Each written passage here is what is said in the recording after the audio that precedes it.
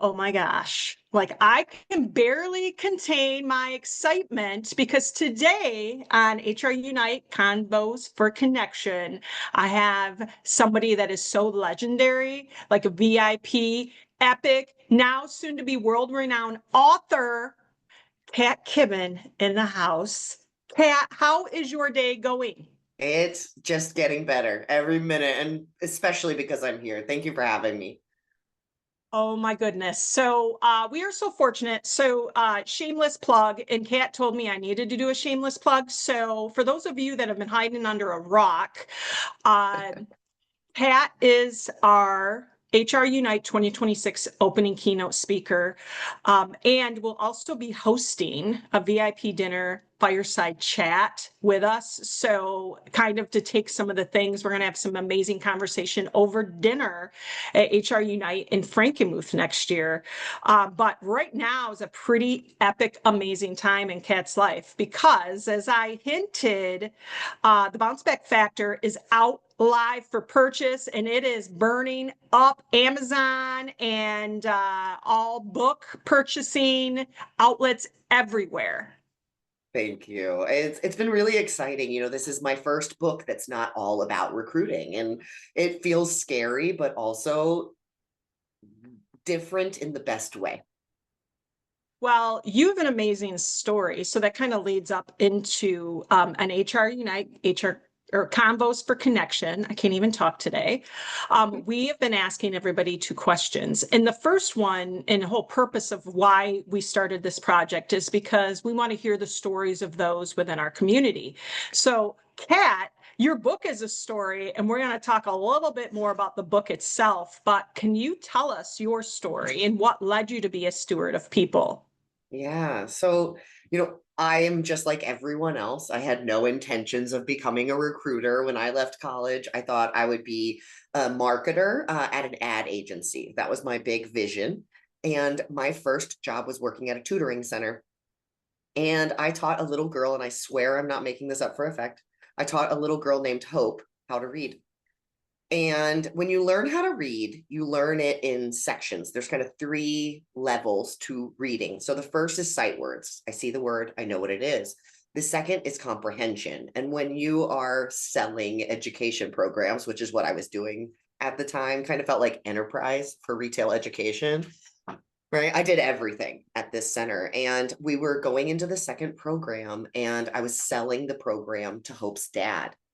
And I'll never forget this moment as long as I live, because Hope's dad, little did I know at the time, was a recruiter. And as I started to talk through the program and explain what we were doing, he put both of his hands behind his head and he kind of made a weird face. And at the time, I had absolutely no like professional behave, right? I didn't know how to react to that. And so my actual human reaction was, "Why are you looking at me like that?" And he laughed so hard at me and he says, "I think you're really smart and you should work for me." And that was the beginning of me moving into HR and recruiting. I was 22 years old and invited to an HR technology company where we were going to kill the resume. Everyone can laugh at me now, and I still laugh every time someone says kill the resume because we're not even close. And I started way before anyone was posting about it on LinkedIn, just to be clear. We were before LinkedIn. All right. Fast forward many years, and throughout my career, I just kept coming back to it. I worked my way up in marketing and became a senior VP of all the things in HR technology companies, and very quickly realized that that wasn't my place. I don't like talking about decisions. I like making decisions. I like doing work. And from there, my resume gets a little confusing because I became a technical copywriter where all I did was interview smart people and write about recruiting. Then I was actually creating it for some of the top brands in the world. And now I run my own company where I help people understand work. And the core of my work is job postings by day. And the reason I did that is because I grew up in a military family. And when you grow up in a family where the only thing you experience is the military, being successful in the corporate world is really hard because you have absolutely no context of how it works, how to get a job, and there's no one to ask for advice. And I realized that job posts are the first posts of transparency. They're that first moment when you imagine a whole new life. And they're a moment where we are experiencing great uncertainty. It's where you question yourself, you question how good you are, what's happening in your life, because no one wakes up in the morning and looks for a job for fun. And so I like to believe that I took my best talent, which is writing, and brought it to my divine skill, which is helping people understand. And I stay in this world because I think understanding is so lost and communication is such a struggle, both in recruiting and the whole world, that I love to sit in this position of just helping people understand each other, whether it's work or life. Wow. And that is so profound, and many individuals that find themselves being of service carry that philosophy, that knowledge to understand. Um, and yes, I'm going to go back to say all things TA, all things that what we do in recruiting is telling a story to make it somebody consumer aware to say, do I see myself working here?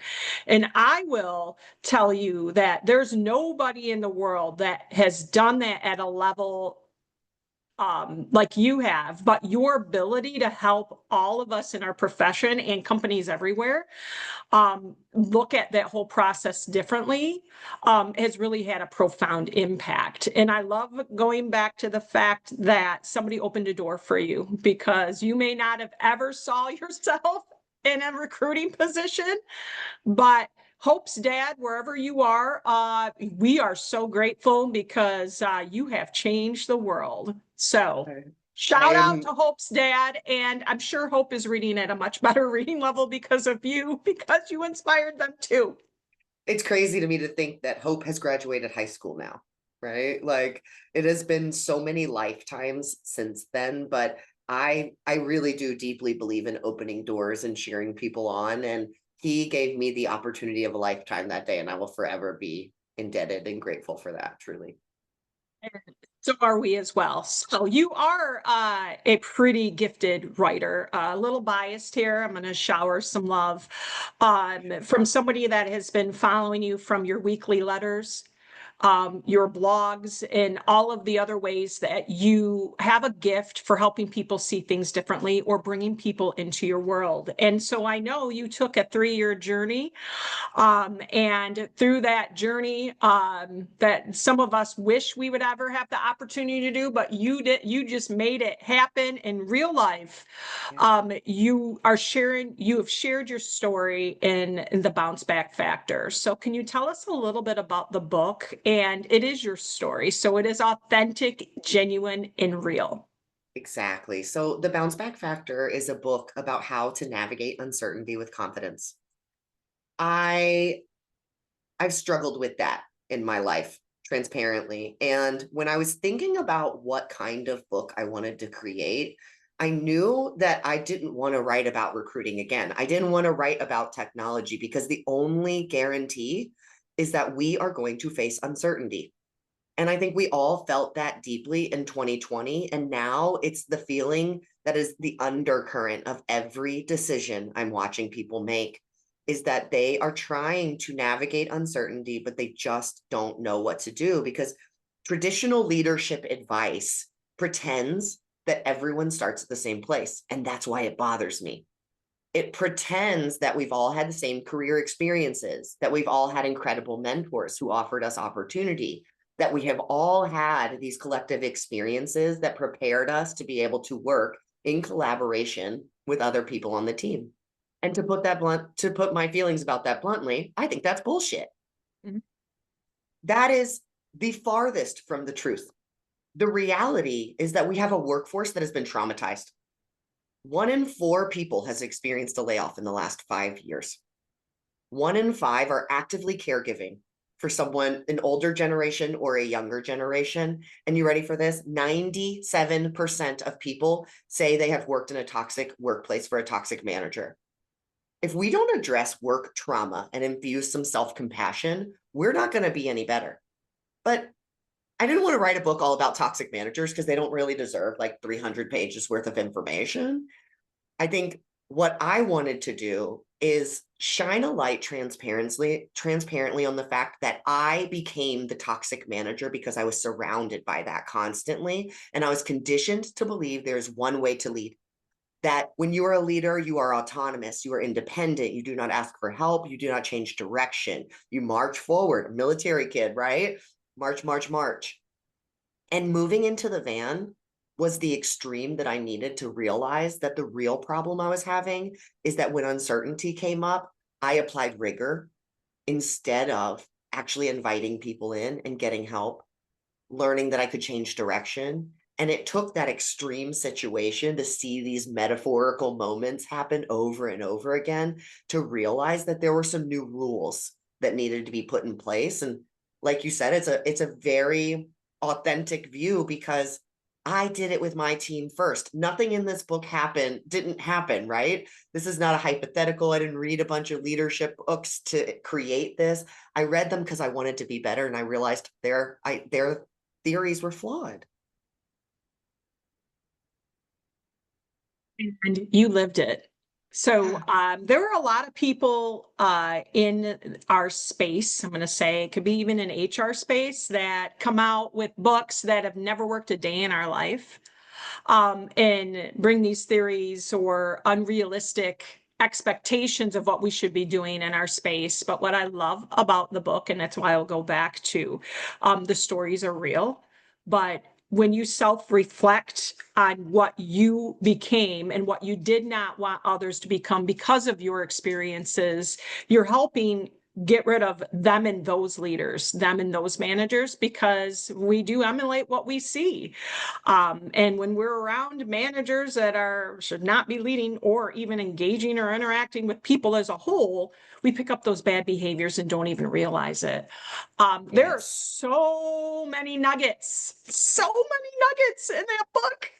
Well, and I think the core of it, and I know you're going to agree with this, is nothing changes if you won't change. Nothing about a team, a culture, or anything changes if leaders are not willing to fundamentally change their perspectives. And that's really the seed that I want to plant because the road trip is not required, right? If you tell people you want to go into van life, people are like, oh, no, not me. Or the opposite extreme, which is, oh, I really wish I could do that. But they don't. And I realize my extreme privilege because I was willing to face uncertainty. The reality is that so many of us are not because we are hardcore conditioned not to leap. And we can make tiny leaps over and over again and fundamentally build a muscle inside of our teams so that we can change over time because there is no half-day leadership training that's going to change your mind. No, it's muscle memory. You got to keep practicing, and sometimes you'll relapse, but it is a continuous work and effort. Yes. And you know this as a leader. If you can't emulate it, they won't do it. And that goes for failure and success. Yeah, can we just chisel that in granite and put it in a big statue? I would put it on the door of every single business every day because to me, that is the literal wall between your slight iterations on broken things and actual innovation in a world where we have every tool and every bit of potential to do something different. That means that everybody listening to this and everybody in the world already needs to go out and buy the book. And this will be probably reiterations of the book as it evolves. So part do, part the remix, whatever it takes, Kat. I'm totally calling the next version the remix. I The love that. remix. Well, if there was one moment, and it sounds like there's many in your life that have shaped your career outside of Hope's dad opening that door, which is so profound. Well, can you think of one that you'd like to share? I absolutely can. And I wrote about this one in the book, and I have a feeling it's going to feel familiar for a lot of people. So, um, about 7.5 years ago, approximately 2 weeks before I started 3 Years Media, my mom got really sick. My mom got rheumatoid arthritis and overnight went from a military officer and marathon runner to 100% disabled. she could not use the bathroom without assistance. And you can imagine how that changed our family, and particularly her life. And at the time, I was working in a remote role. So I packed up my stuff, I left home, and I went and lived with my mom for a few weeks to help. So every day I was running 12 hours at work, 7 to 7 online, responding to things, writing technical copy. And the other 12 hours of my day was spent caregiving for my mom. Um, I slept next to her. I put the water to her mouth, all of the steps. And about a week and a half into this, I made a mistake. I missed a punctuation mark on a slide uh, for one of the biggest brands in the world. And my manager caught it before we were presenting and told me that I had no talent as a writer and I did not belong on his team. It was one of the harshest conversations I've ever had in a workplace environment, but it was too familiar to previous toxic managers that I had experienced in my life. And after I cried a lot, I shut my computer and I walked out to the room. And I will never forget this moment as long as I live. My mom was propped up in a chair with both of her hands icing, with a pillow on her lap, watching The Real Housewives of Beverly Hills.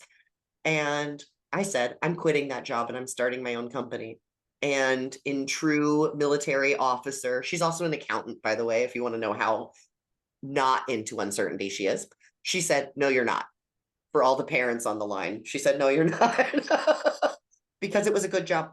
I was traveling the world. I was making more money than I ever had. I had great benefits, all of the check boxes. But there was no world in which I was going to allow myself to continue to be treated like that.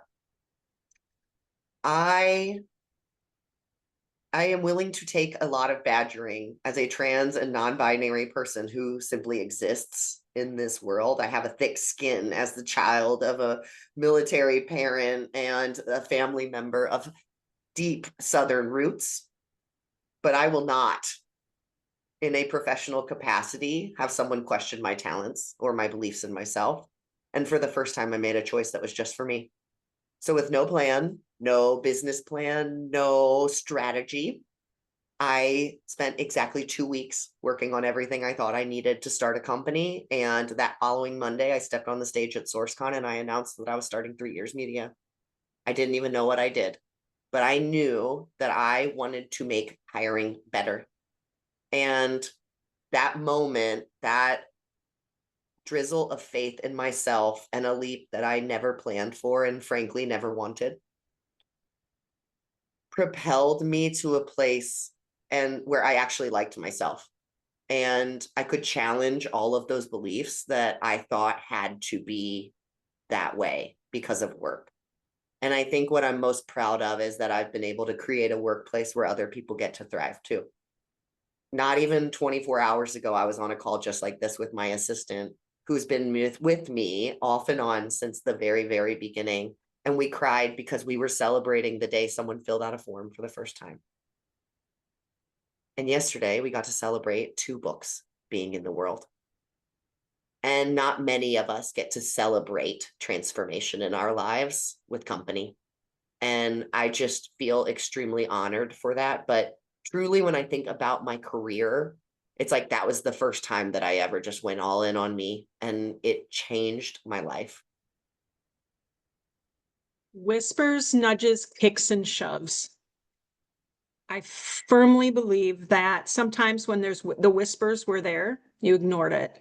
Yeah. Nudges were there, you ignored it. The kick was there and you ignored it. But the shove was the lack of a period or punctuation on a slide. That makes you incredibly human, not doesn't devalue your meaning. And so it's very courageous. First of all, we are all honored to hear that part of your story. And there's so many aspects of it that we can relate, not just being a caregiver for your mom, which is so admirable. But the fact is that you said you were unapologetic about it.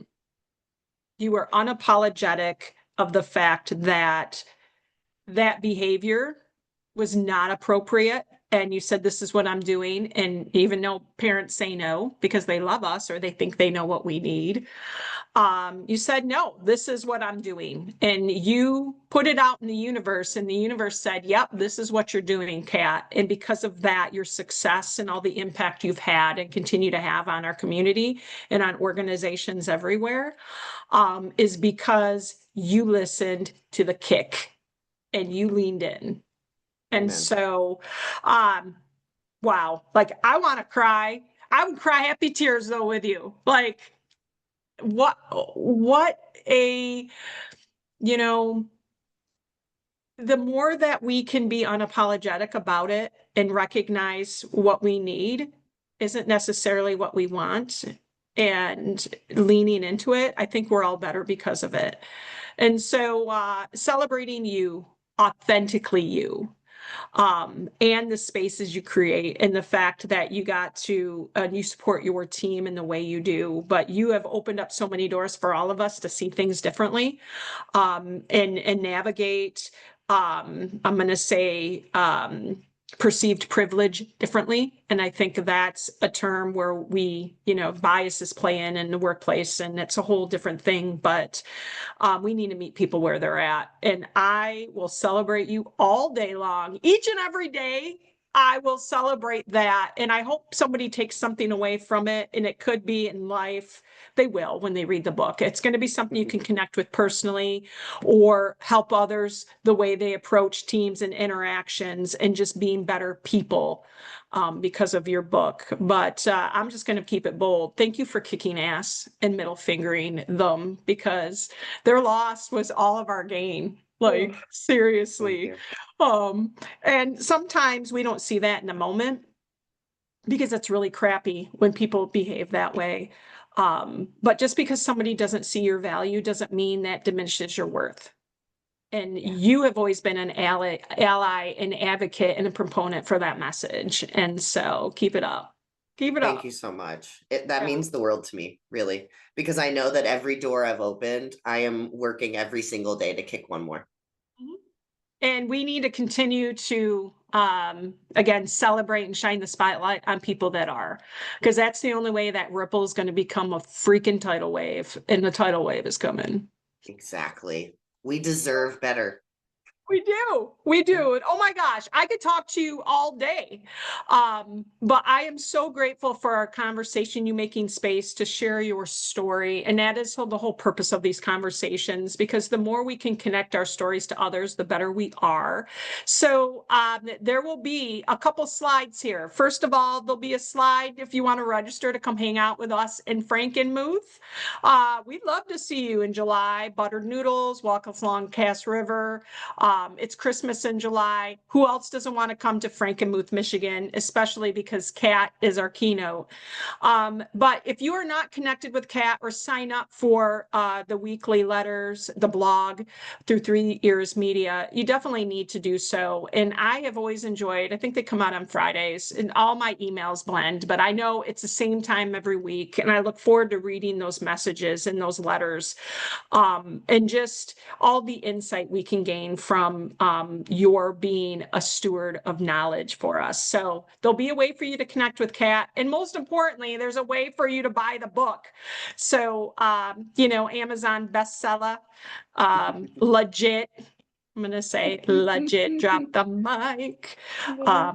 But Kat, what an honor, and what a privilege to hear your story. And I can't wait to see you again in real life, Yes. in Frankenmuth, if not sooner.